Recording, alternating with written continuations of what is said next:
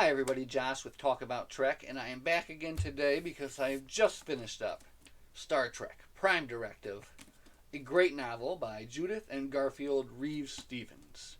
And there is a lot to unpack in this book, so let's just dive right in like we normally do. Starfleet's highest law has been broken. Its most honored captain is in disgrace. Its most celebrated starship in pieces. And the crew and the crew of that ship scattered among the 1,000 worlds of the Federation. Oh, grim. Thus begins Prime Directive, an epic tale of the Star Trek universe, following in the tradition of Spock's World and The Lost Years. Both major New York Times hardcover bestsellers, Judith and Garfield Reeves Stevens have crafted a thrilling tale of mystery and wonder. A tale that takes the Star Trek readers from the depths of despair into an electrifying new adventure that spans the galaxy. Journey with Spock, McCoy, and the rest of the former crew of the Starship Enterprise to Talon, the planet where their careers ended. A world once teeming with life that now lies ruined, its cities turned into ashes, its surface devastated by a radioactive firestorm. Because of their actions. They must find out how and why this tragedy occurred, and discover what has happened to their captain. Judith and Garfield Reeves Stevens co-wrote Memory Prime, a Star Trek novel and previous New York Times bestseller. They also are the authors of the new fantasy series, The Chronicles of the Galen Sword. And we've got a picture of the authors there. And from the back, they got a really nice quote here, which would have drawn anyone in. You have broken our most sacred commandment, James T. Kirk, and in doing so, destroyed a world. As of this day, you are relieved of your command, stripped of your rank and all accompanying privileges, and discharged from Starfleet. May whatever gods there have mercy on your soul. So, that's the dust cover for Prime Directive. But have a look at the book itself. A beautiful red and black book with some nice shiny silver print there on the side. I always love the way these hardcovers look, especially just with the dust covers off. But anyway, that's enough about the outside of the book. Let's talk about what was in the book, because there was a lot going on in this book. Typically, I get maybe about 2 pages of notes, but I filled up 1, 2, 3, 4 scrawled pages of chicken scratch here. So, Prime Directive, and for the sake of time, I will not get into a chapter-by-chapter breakdown on this excellent book. What we will do is just kind of break it down by parts, because that is how the book was done. So this was written in 4 parts, just for the matter of record, I did start this on August 11th, finish it today, August 21st, 2022.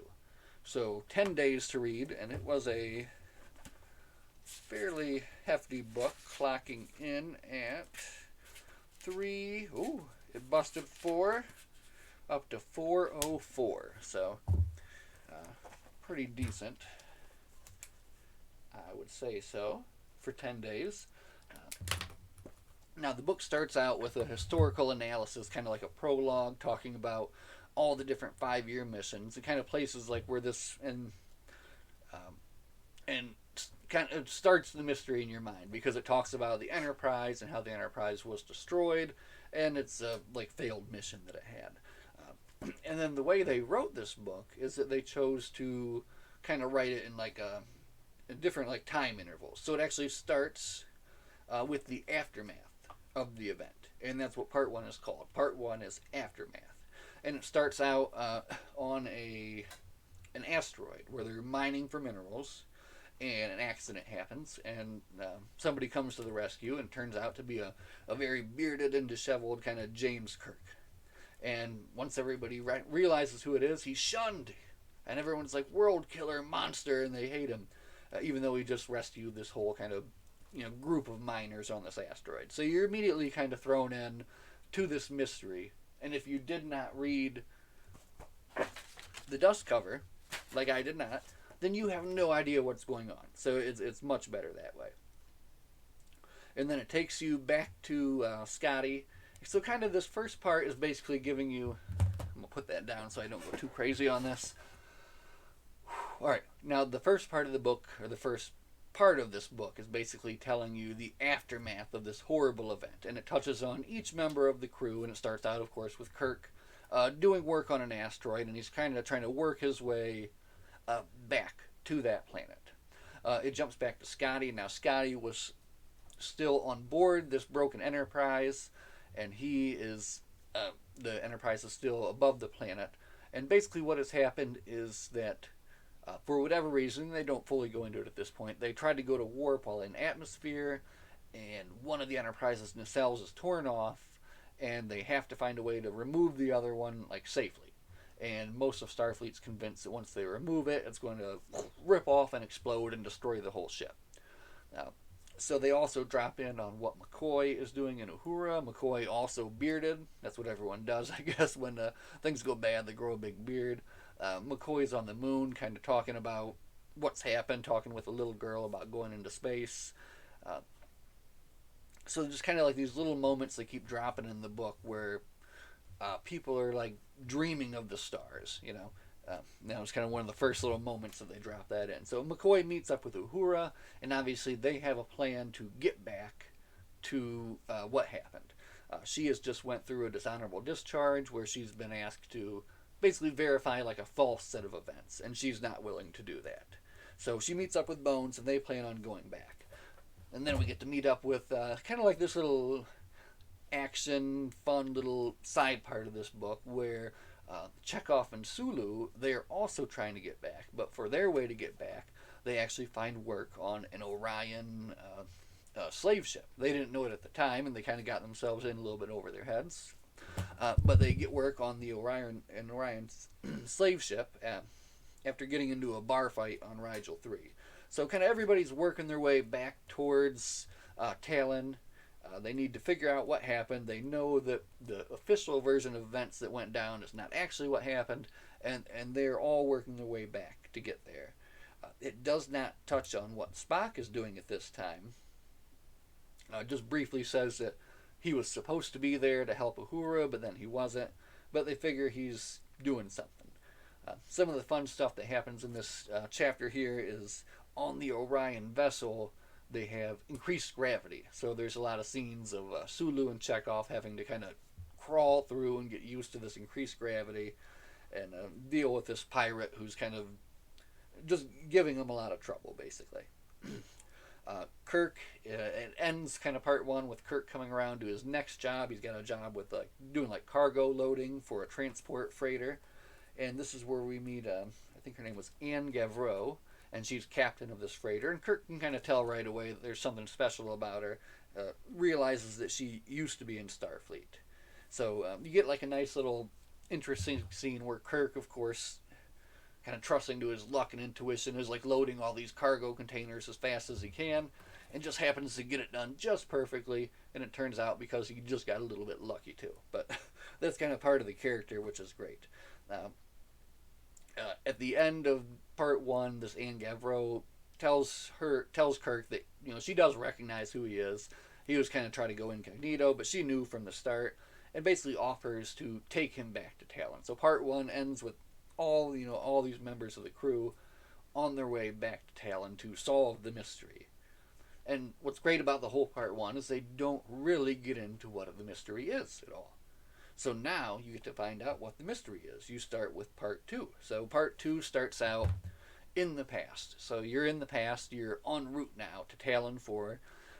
They're doing like a briefing, talking about it, and everyone's very excited. So Talon 4 is a planet that's maybe getting close to first contact. So the FCO, the first contact office, is there watching the planet, monitoring, and kind of getting ready for that day when they do cross that threshold.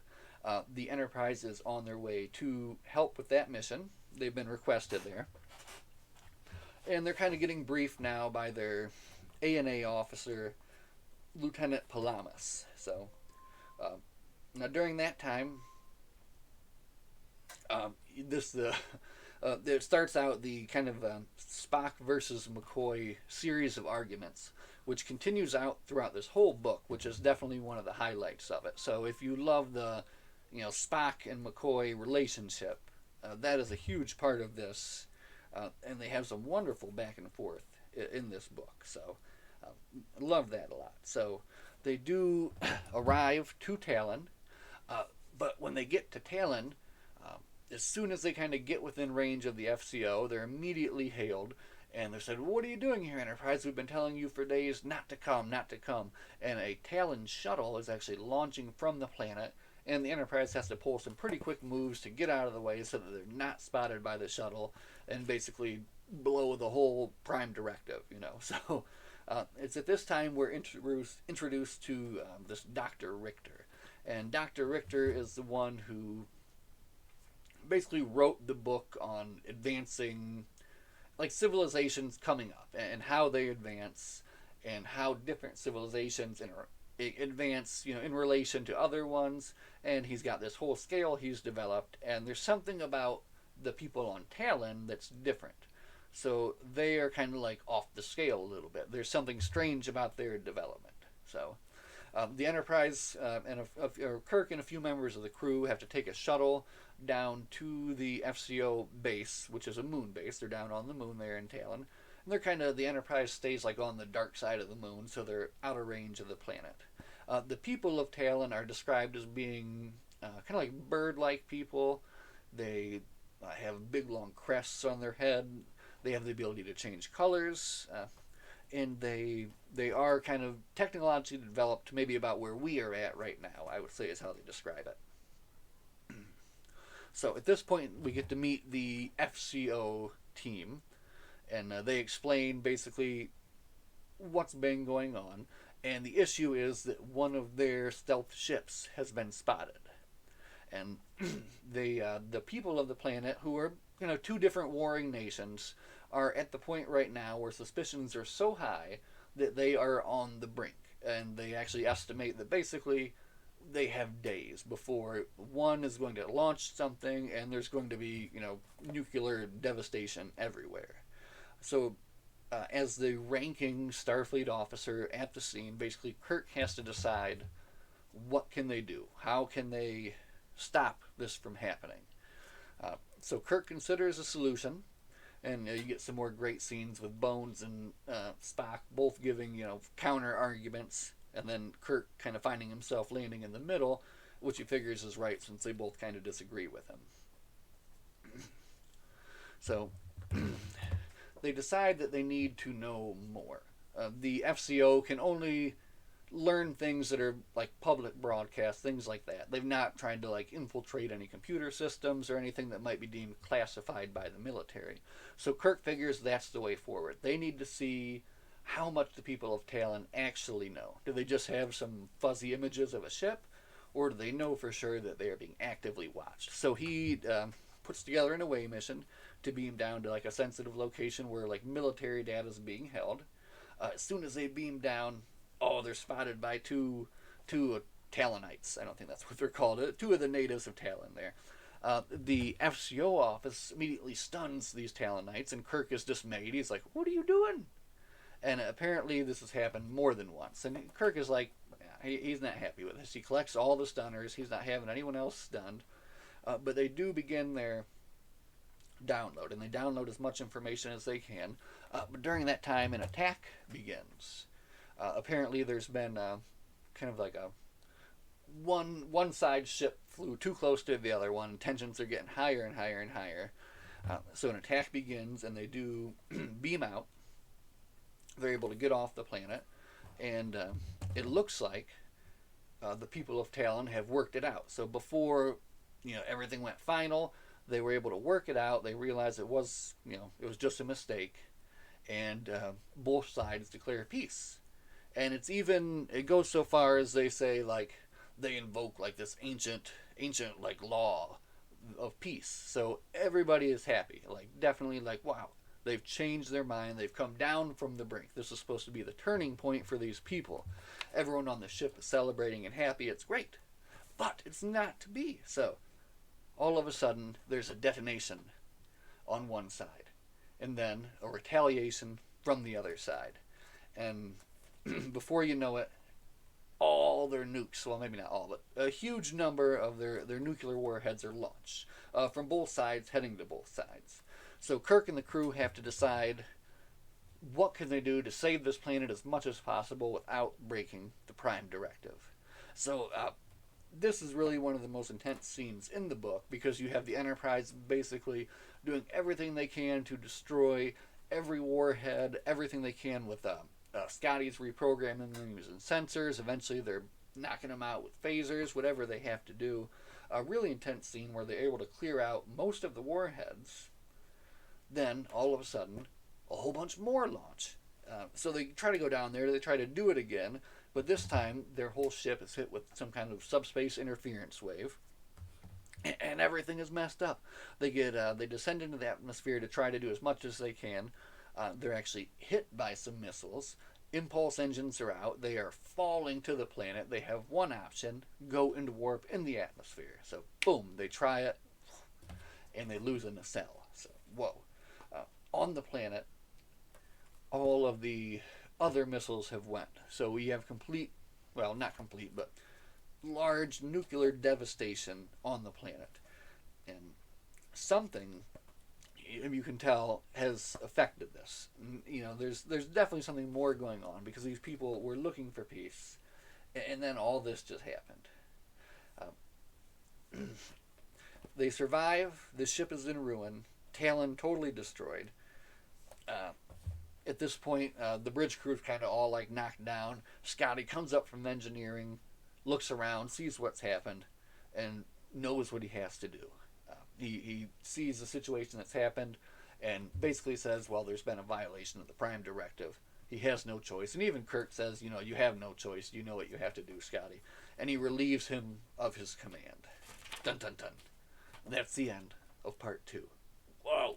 So part 2, super good. Really awesome. Man. Kirk and Scotty, awesome stuff there at the end between them. Again, the Spock and Bones interaction in this book is just super good. I mean, really super good. The technical jargon in this book is just so good as well. I mean, it's really well written. So, part 3, they're finally going to bring in Spock, and what his whole part in the mission is to convince the council, basically, of everything that happened to Talon was wrong. And Mr. Spock is right on top of things. He is like, I love the way that they do write him in this, because they really do a great job of just showing how on top of everything is. He's knowing down to the minute when people are expected to show up just because he's thought through everything so completely. So you love that. So he's requesting a meeting with the Federation Council through his ambassador, which through some nice logic he is able to get, and he's got his meeting with the Federation Council to kind of explain what's going on. Back on the Enterprise orbiting Talon, Scotty and Lieutenant Kyle have realized that something has happened that was not just an accident. They were specifically targeted so they could not interfere and stop. The systems were targeted in a certain way where it couldn't have just been some kind of random thing either. So here we get to meet more. Well, he's introduced earlier, but Vice Admiral Hammersmith is the one who's kind of in charge of everything in this area. And Scotty has to convince him that there's been an attack. The good news is that there are 2 new warp nacelles, which were due to be fitted onto another ship, that Hammersmith has ordered to be towed to the sector to give the Enterprise a new life, which Scotty, of course, is very excited for. So they begin damage control, damage repair on the Enterprise. You get some more scenes now with Sulu and Chekhov with the Orions, and their kind of their way to outwit and convince him to go to Talon 4. Everyone's trying to basically book a way to Talon 4. Kirk and Anne Gavreau on their ship have some nice talks with some interesting conversations about, you know, the nature of like being a Starfleet officer and things. And then she does give Kirk all the good news, basically. She tells him kind of where everyone's been spotted, who's been spotted here, and that Spock is going to speak before the council. And Also, that she has been ordered by the Federation to join part of this joint rescue mission to Talon. So now we have Sulu and Chekhov meeting up with now they're with these Orion slave pirates. All right, so they're meeting up with another group of pirates. This guy called Blackire, and they're supposed to meet up and do an exchange. But wouldn't you know it, who is Blackire and his partner, other than McCoy and Uhura? So funny how things turn out like that. But they're back together again due to some tricks that Chekhov was able to pick up by watching this Orion. He's able to manipulate the gravity on the ship, kind of send up and down, and able to take control of people that way, or take control of the ship that way after you send everyone for a tumble. So they get control of the ship, and they're on their way to Talon 4. At the Federation Council meeting, Spock basically lays out the case that the Prime Directive does not count to this planet. And the reason it does not count to this planet is because it has already been interfered with by an outside source. And then, to everyone's surprise, he actually has 2 representatives from Talon there with him, who are the 2 astronauts that were sent up in the beginning, kind of the ones that the Enterprise first had to dodge and hide from. So they are making an appeal now, basically, for aid and rescue, because they've already been, hit upon by some kind of outside force. So already this book has done so much, and it's going to do so much more. Even still, there's a big twist here yet. So Kirk meets up with his old crew at the starbase there, close to Talon, and they realize that they're running out of time. So they've got to convince Hammersmith that there was an outside attack, so that they can get control and get back. So Spock, basically, this whole time has everything figured out 100%.